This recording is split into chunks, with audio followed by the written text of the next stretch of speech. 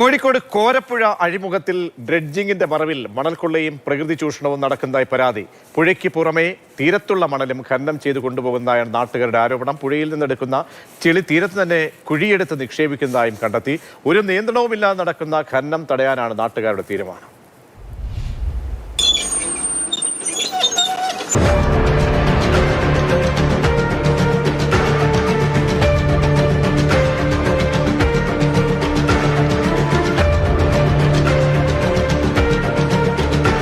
കോരപ്പുഴ അഴിമുഖത്ത് അടിഞ്ഞുകൂടിയ ചളി നീക്കം ചെയ്യാൻ വേണ്ടി ഡ്രഡ്ജിംഗ് നടത്താനാണ് സർക്കാർ തീരുമാനിച്ചത്. പക്ഷേ ആ തീരുമാനത്തിന്റെ മറവിൽ വൻതോതിലുള്ള മണൽ കൊള്ളയാണ് ഇവിടെ നടക്കുന്നതെന്ന് നാട്ടുകാർ ആരോപിക്കുന്നു. കോരപ്പുഴയിൽ അടിഞ്ഞുകൂടിയ ചെളി നീക്കം ചെയ്യണമെന്ന് മത്സ്യത്തൊഴിലാളികളുടെ തന്നെ ആവശ്യമായിരുന്നു. സ്ഥലം MLA കൂടിയായ മന്ത്രി AK ശശീന്ദ്രൻ മുൻകൈയെടുത്ത് ഇതിനുള്ള നടപടികൾ തുടങ്ങി. പക്ഷേ ഈ മണലെടുപ്പ് ഇപ്പോൾ തീരത്തെ തന്നെ വിഴുങ്ങുകയാണ്. കായംകൂട്ടാനാണ് ഓർഡർ കൊടുത്തത്. ഇവരിവിടുന്ന് പൂഴിയെടുത്ത് കൊണ്ടുപോവുകയാണ്. കംപ്ലീറ്റ് പൂഴിയെടുത്ത് ഇപ്പോൾ അങ്ങോട്ട് കയറി ഈ കര കംപ്ലീറ്റ് ഒരു കൊണ്ടുപോകും. ഞങ്ങൾ ആവശ്യപ്പെട്ട് ഇതിൻ്റെ സെൻറ്ററിൽ നിന്ന് എടുക്കാനാണ് പറയുന്നത്.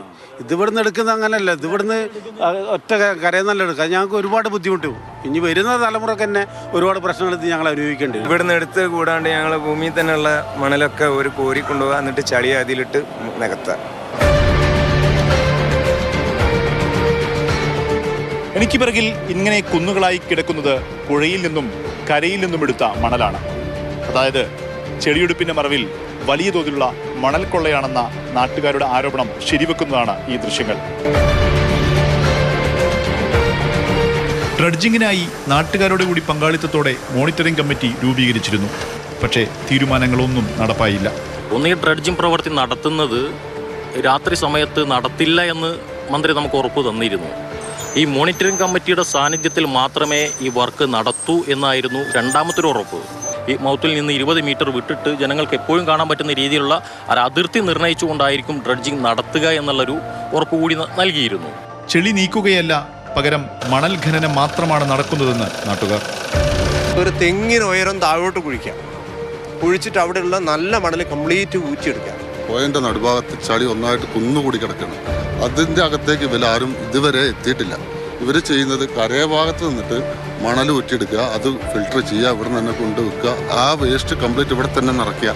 ഉപജീവനത്തിനായി പ്രദേശത്തുകാർ ഉപയോഗിച്ചിരുന്ന തീരം ഇപ്പോൾ അവർക്ക് അന്യമായി. ഇപ്പോൾ ഞങ്ങൾ ഇവിടെ കളിക്കാനോ അല്ലാതെയും വരുന്നതാണ്. ഇപ്പോൾ ഇതുമായിട്ട് ബന്ധപ്പെട്ട് ഇവർ മണലെടുക്കാൻ തുടങ്ങിയ ശേഷം ഞങ്ങൾ ഈ ഭാഗത്ത് വരരുന്നുള്ള ബോർഡാണ് വെച്ച് ഞങ്ങളെ ജീവിതം ഇവിടെ തന്നെയാണ്. ഞങ്ങൾ ഇത്തളം കൊണ്ടിട്ടും മീൻപണി എടുത്തിട്ടും കടലിൽ പോയിട്ടൊക്കെ ജീവിക്കുന്ന ആണുങ്ങൾ കടലിൽ പോയിട്ടു ഞങ്ങൾ ഇത്തളം എടുത്തിട്ടു പിന്നെ മീൻപണി എടുത്തിട്ടൊക്കെ ജീവിക്കുന്നത് അതൊക്കെ ഇല്ലാണ്ടാക്കി. പരിസ്ഥിതി പ്രാധാന്യമുള്ളതും തീരത്തെ സുരക്ഷിതമാക്കി നിർത്തുന്നതുമായ മണലാണ് വൻതോതിൽ ഖനനം ചെയ്യുന്നത്. എത്ര മണൽ ഇവിടുന്ന് എടുത്ത് പോകണം എന്നുള്ളതിനെ പറ്റിയിട്ട് ഒരു കയ്യും കണക്കും ഇല്ലാത്ത രൂപത്തിലാണ് ഇന്നിപ്പോൾ നടന്നുകൊണ്ടിരിക്കുന്നത്. വലിയ ഭീതിയും ആശങ്കയും ഉണ്ടാക്കുന്ന ഒരു കാര്യമാണ് ഇവിടെ നടന്നുകൊണ്ടിരിക്കുന്നത്. ഞാനൊന്ന് അമർത്തി ചവിട്ടുമ്പോൾ ഈ തീരത്തെ ഈ സ്ഥലത്ത് ചളി ആണ്ടുപോവുകയാണ്. അതായത് ഈ പ്രദേശത്തുള്ള നല്ല മണലെല്ലാം എടുത്തു മാറ്റി അവിടെ പുഴയിൽ നിന്നും എടുത്ത ചളി നിറച്ചിരിക്കുകയാണ്. ഒരു വടിയടിച്ച് താത്തി വയ്ക്കാൻ കാണാം എത്രത്തോളം ഈ കരഭൂമി ഒരു മാന്തിയിട്ടുണ്ട്. ഈ വേസ്റ്റ് ഇവിടെ തന്നെ നിക്ഷേപിക്കും. ഇത് കൊണ്ടുപോകാനുള്ള ഒരു ലോഡ് പോലും ഈ സാധനം ഇവിടെ പുറത്ത് പോയില്ല. കാരണം ഞങ്ങൾ ഇവിടെ തന്നെ താമസിക്കുന്ന ആളുകളാണ്. ഒരു പ്രദേശത്തിന്റെ ആവാസ വ്യവസ്ഥയും മനുഷ്യരുടെ ജീവനുമെല്ലാം അപകടത്തിലായി കഴിഞ്ഞു. ഡ്രഡ്ജിങ്ങിന്റെ മറവിൽ കരാറുകാരൻ ഈ പ്രദേശത്തെ കാർന്നു തിന്നുകയാണ്. ഈ കൊള്ളയ്ക്ക് സർക്കാർ കൂട്ടുനിൽക്കുകയാണ്. ക്യാമറാമാൻ വേണുവിനൊപ്പം മുഹമ്മദ് ഷഹീദ്, മാതൃഭൂമി ന്യൂസ്, കോഴിക്കോട്.